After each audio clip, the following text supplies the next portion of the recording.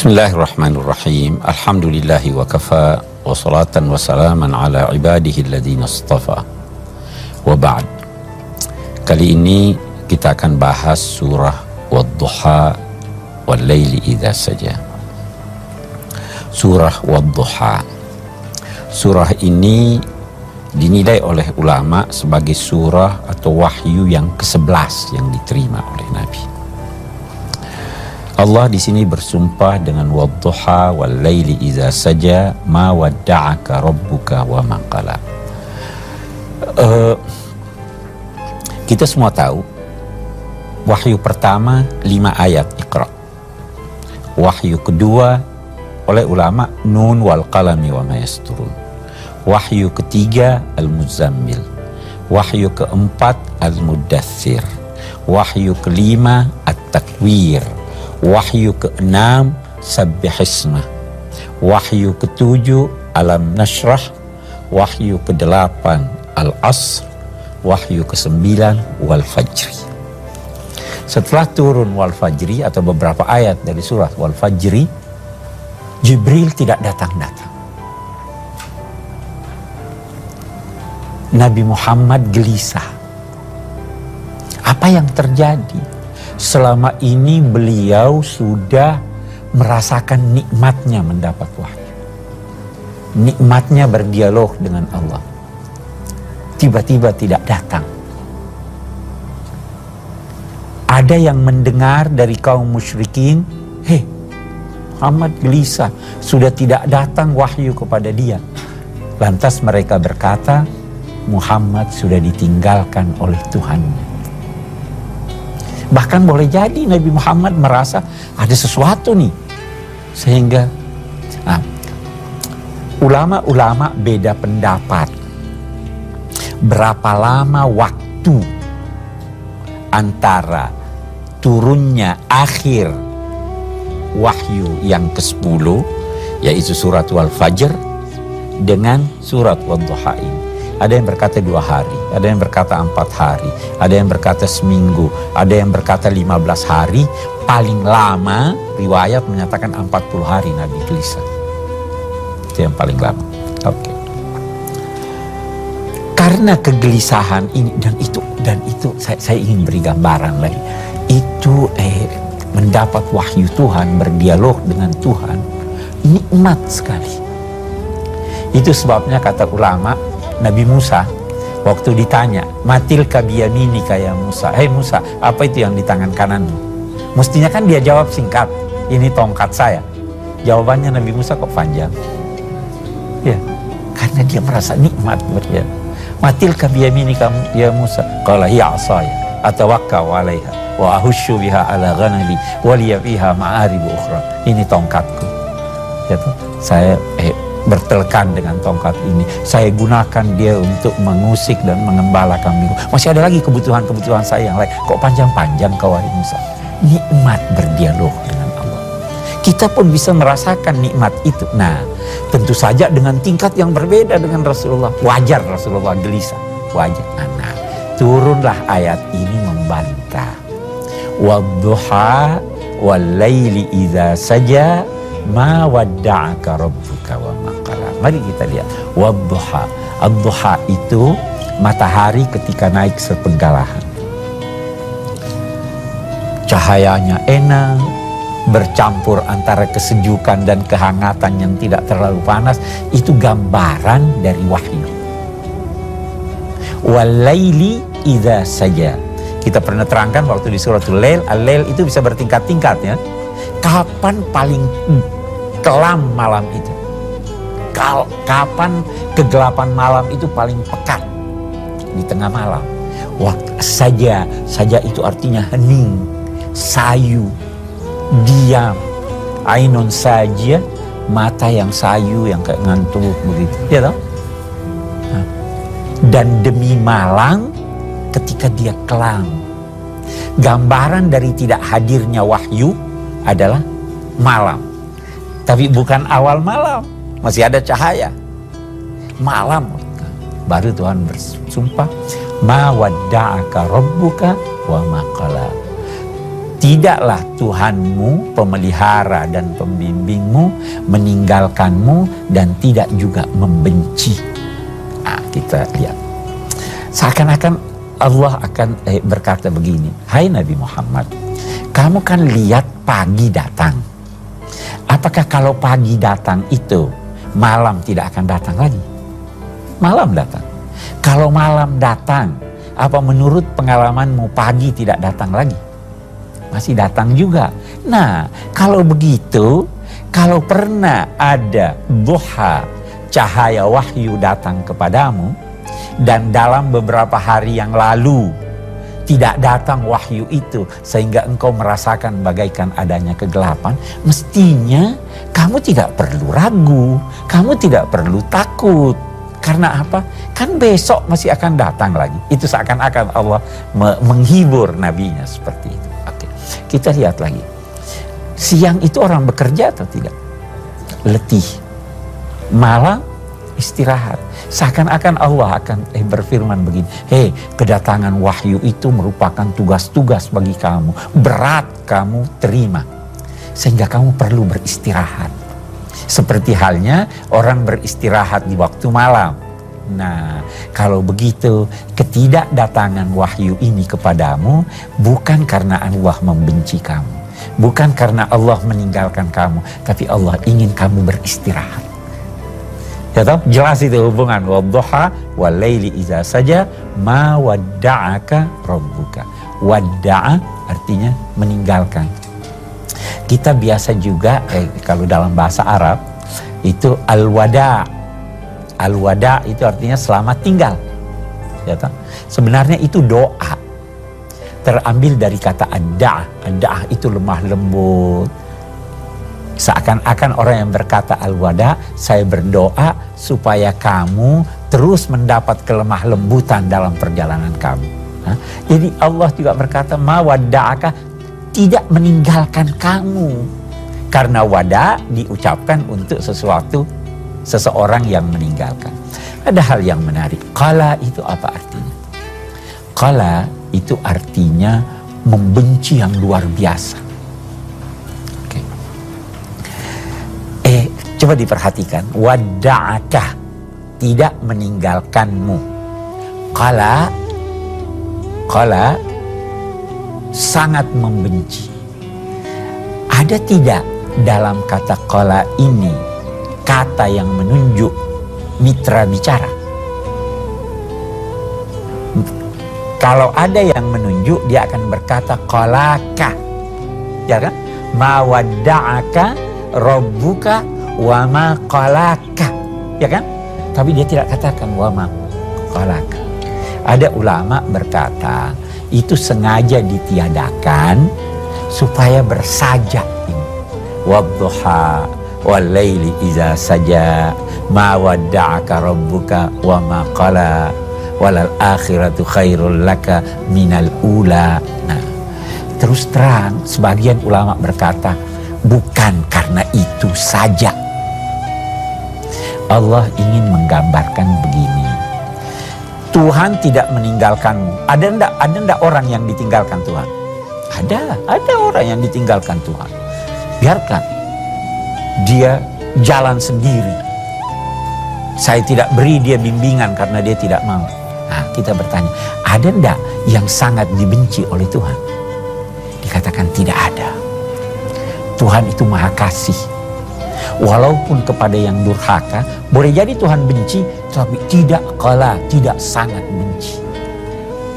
Jadi ayat ini ingin menyatakan Tuhan tidak meninggalkanmu dan Tuhan sama sekali tidak satu saat pun membenci dengan kebencian yang luar biasa. Itu sebabnya ada ulama berkata, pada akhirnya semua akan dapat rahmat Tuhan. Kalau di dunia ini semua dapat rahmat Tuhan. Seandainya Tuhan benci luar biasa, itu orang kafir tidak dikasih. Orang yang durhaka pada Tuhan tidak membenci sama sekali. Nah, ini pelajaran buat kita juga. Janganlah membenci luar biasa. Kalau ada kekasih, jangan cinta luar biasa. Kalau ada lawan, jangan musuhi dia, benci dia yang luar biasa. Walal akhiratu khairul laka minal ula. Beda-beda pendapat ulama tentang apa yang dimaksud dengan al-akhirah. Biasanya Al-Quran kalau menggunakan kata yaum di depannya atau ad-dar di depannya, maka yang dimaksudnya itu kehidupan setelah kematian. Tetapi kalau al-akhirah tanpa kata ini, maka itu ada dua kemungkinan. Kemungkinan pertama, masa depan, bisa di dunia, bisa juga masa depan di akhirat. Nah, karena itu walal akhiratu khairul laka minal ula bisa berarti apa yang akan datang, yang di belakang datang, itu lebih baik dari yang sekarang dan yang lalu. Wahyu-wahyu yang akan kamu terima di masa datang, itu lebih baik daripada yang sudah lalu. Karena di masa datang ini makin menyempurnakan ajaran agama. Itu satu. Bisa juga dampak serta keberhasilan yang akan kamu dapatkan di hari depan itu lebih baik daripada perjuangan-perjuangan dan keadaan yang kamu alami sekarang. Ya kan? Masa depan kamu bakal menang, sekarang kamu belum menang. Gitu. Yang ketiga, memang maksudnya akhirat itu lebih baik dari dunia. Siapa sih yang berkata akhirat lebih? Akhirat itu lebih bagus dari dunia. Di dunia ini orang sedih, di dunia ini orang berjuang, di dunia ini ada ketidakadilan. Di akhirat itu lebih baik. Ya. Jadi saya kira jangan beranggap, jangan mempersamakan dunia dan akhirat. Persoalan kita untuk mendapatkan kebahagiaan akhirat, kita harus memperolehnya dengan usaha di dunia. Jangan dipisahkan. Jelas ya? Jangan berkata, saya akan bekerja untuk dunia, seakan-akan hidup terus. Saya akan bekerja untuk akhirat, seakan-akan mati besok. Itu nggak benar itu. Bekerjalah untuk dunia, sebanyak-banyaknya untuk akhirat. Itu ayat itu apa? Wabtaghi fima atakallah ad-daral akhirah. Carilah melalui apa yang engkau peroleh, dianugerahkan Allah di dunia ini, kebahagiaan di akhirat. Jadi dia itu satu mata uang dengan dua sisi, jangan pisahkan. Wala saufa yu'tika rabbuka fatarda. Dan pasti, sungguh, pasti Tuhanmu, pembimbingmu, pemeliharamu akan menganugerahkan kepadamu sampai kamu rela. Ada ulama yang membatasi, diberikan ini, diberikan itu. Semua pembatasan tidak tepat. Kita tidak tahu apa yang menjadikan Rasul rela.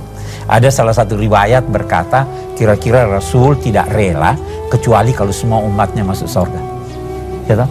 Alhamdulillah kalau begitu. Hanya saja tentu Rasul pun tidak rela untuk mengorbankan nilai-nilai agama. Ya toh? Jadi kita tidak usah batasi dan kita tidak perlu menentukan. Yang jelas, saya beri kamu sampai kamu puas. Apa yang memuaskan kamu, saya akan berikan kamu. Awal ayat ini Rasul Shallallahu Alaihi Wasallam seakan-akan merasa ditinggalkan Tuhan. Ya. Lanjutannya meyakinkan beliau bahwa beliau tidak ditinggalkan Allah. Bahkan akan diberi masa depan yang lebih baik. Ya, bahkan bukan hanya itu, akan diberi sampai puas. Allah kemudian melanjutkan untuk membuktikan benarnya apa yang Allah ucapkan. Katakannya, alam yajidka yatiman fa'awa. Bukankah kamu dulu sendiri? Bukankah kamu dulu tidak ada yang melindungi kamu? Fa'awa. Awa itu asalnya kembali. Orang yang kembali ke rumah, dirangkul di rumah, dilindungi, itu awa. Bukankah kamu dulu sendiri yatim, lalu Allah melindungi kamu? Antara lain, pertama dilindungi oleh Abu Talib, ya, oleh Abdul Muttalib dulu ya, baru Abu Talib. tidak punya. Kemudian alam yajidka yatiman fa'awa wa wajadaka dhallan fahada wa wajadaka ailan fa'aghna. Bukankah kamu dulu bingung? Dhallan di situ jangan diartikan sesat. Kata dhal itu adalah segala sesuatu yang tidak mengarah kepada yang benar, itu dhal.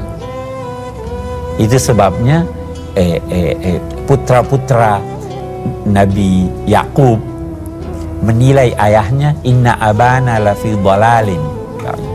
Ayah kami dalam kesesatan. Bukan artinya sesat tidak tahu agama, itu Nabi kok. Tetapi artinya tidak mengarah kepada yang benar. Orang yang lupa juga dinamai dhalla, ya kan? Antadilla ihdahuma fatudzakkira ihdahuma al-ukhra. Itu perempuan karena perhatiannya bukan pada perdagangan, boleh jadi utang piutang dia tidak ingat. Jadi boleh jadi dia lupa. Nah, maka antadilla ihdahuma fatudzakkira ihdahuma al-ukhra. Nah, dhalan, bukankah kamu dulu tidak tahu arah yang benar? Sebelum turunnya wahyu, Rasulullah bingung. Bagaimana nih? Ada yang menyembah berhala, ada ajaran Kristen, ada ajaran Yahudi. Bingung beliau. Kamu dulu bingung kan? Maka Allah memberi kamu petunjuk. Turun wahyu-wahyu. Itu perhatian Tuhan kepada kamu. Wa wajadaka ailan fa'aghna. Bukankah kamu dulu miskin? Tidak memiliki apa-apa. Fa'aghna. Ada yang mengartikan aghna menjadikan kamu kaya. Katanya dia kawin dengan Khadijah jadi kaya. Kita katakan tidak. Kekayaan itu tidak diukur dengan banyaknya harta. Kekayaan itu diukur dengan kepuasan seseorang. Ibu bisa jauh lebih kaya dari konglomerat. Kekayaan itu diibaratkan dengan lingkaran 360 derajat. Besar tapi tidak bulat, tidak 360 derajat. Kecil tapi bulat, itu 360 derajat. Gitu. Kepuasan itu yang dinamakan al-ghina. Laisal ghina bikasratil ard. Bukannya kekayaan itu dengan banyaknya harta. Walakinnal ghina ghinan nafs. Rasulullah tidak pernah kaya raya. Pernah di rumahnya tidak ada makanan, tetapi puas hati. Alam yajidka yatiman fa'aghna. Maka karena itu, fa'ammal yatima fala taqhar. Kamu dulu pernah yatim, Tuhan memelihara kamu. Kalau demikian, jangan kamu hardik, jangan kamu berlaku sewenang-wenang terhadap anak yatim. Wa ammas sa'ila fala tanhar. Dulu kamu pernah bertanya-tanya tentang apa jalan yang benar. Kalau begitu, kalau ada yang bertanya, as-sa'il bisa berarti bertanya, bisa berarti minta.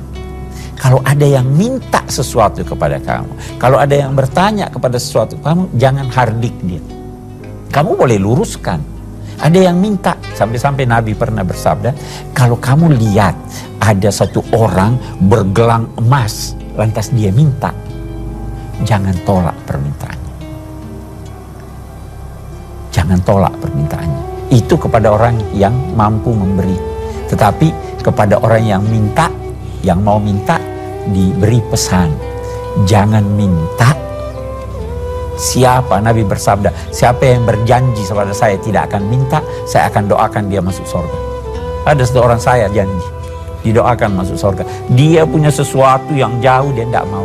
Dia sendiri ambil. Tongkatnya ada, dia sendiri pergi ambil. Jangan minta. Tapi kalau diberi, terima. Nah, wa amma sa'ila fala tanhar, baru wa amma bi ni'mati rabbika fahaddits. Oke, kita lihat ini. Ada yang berkata, beritakanlah tentang nikmat Allah. Ada orang dapat rezeki, dia sembunyi. Ada orang dapat rezeki, kalau ditanya, kalau diminta, tolong beri duitnya, tolong bantu saya, dia katakan saya nggak punya. Ya, itu namanya dia tidak menyampaikan tentang itu satu. Yang kedua, kalau Anda memiliki mendapat rezeki dari Allah, Allah senang nampak bekas rezekinya itu pada Anda. Anda punya duit, pakai pakaian yang bagus. Jangan ini. Itu salah satu bentuk daripada membicarakan nikmat Allah. Nah, ada pendapat lain tentang arti nikmat. Diamati oleh ulama-ulama bahwa Allah Subhanahu wa Ta'ala dalam Al-Quran menggunakan kata nikmat untuk tuntunan agama. Nah, jadi wa amma bi ni'mati rabbika fahaddits, mereka artikan adapun nikmat Tuhanmu yang disampaikan kepadamu berupa tuntunan-tuntunan agama, maka hadis, sampaikan itu pada orang. Kamu kan selama ini sudah dapat wahyu, itu tuntunan agama. Sampaikan itu kepada orang. Itu makna wa amma bi ni'mati rabbika fahaddits. Ada satu hal yang menarik. Kalau Bapak Ibu perhatikan, itu susunan ayat ini dimulai yatim, alam yajidka yatiman fa'awa, dhalan, tidak tahu arah maka diberi petunjuk, miskin lalu diberi kepuasan. Tetapi susunannya fa'ammal yatima sama dengan alam yajidka yatiman, ya kan? Karena kamu pernah yatim, maka kalau yatim jangan ini. Baru selanjutnya wa ammas sa'ila fala tanhar. Ini ammas sa'ila sejalan dengan wa wajadaka ailan fa'aghna. Wa wajadaka dhalan fahada itu kan yang kedua ya disebut. Mengapa waktu Allah memerintahkan amalan-amalan tertentu, dia berkata wa amma bi ni'mati rabbika fahaddits, dia taruh yang terakhir. Kenapa dia taruh yang terakhir? Karena Allah ingin mengakhirkan dirinya. Perhatikanlah orang yang butuh, saya tidak banyak butuh. Kita bisa mengambil kesimpulan dari apa yang kita baca ini.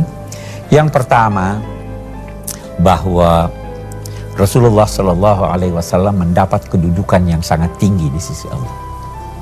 Ini yang pertama. Allah tidak meninggalkan beliau, bahkan Allah akan menganugerahkan kepada beliau sampai beliau puas. Itu satu. Yang kedua, Allah Subhanahu wa Ta'ala di sini menekankan perlunya memberikan perhatian kepada semua orang yang lemah. Baik yatim, miskin, memberi perhatian kepada semua orang yang butuh, baik butuh harta maupun butuh informasi.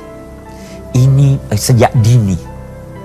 Yang ketiga, bahwa dalam konteks memberi perhatian itu adalah lebih wajar memberi perhatian kepada makhluk ketimbang memberi perhatian kepada Allah.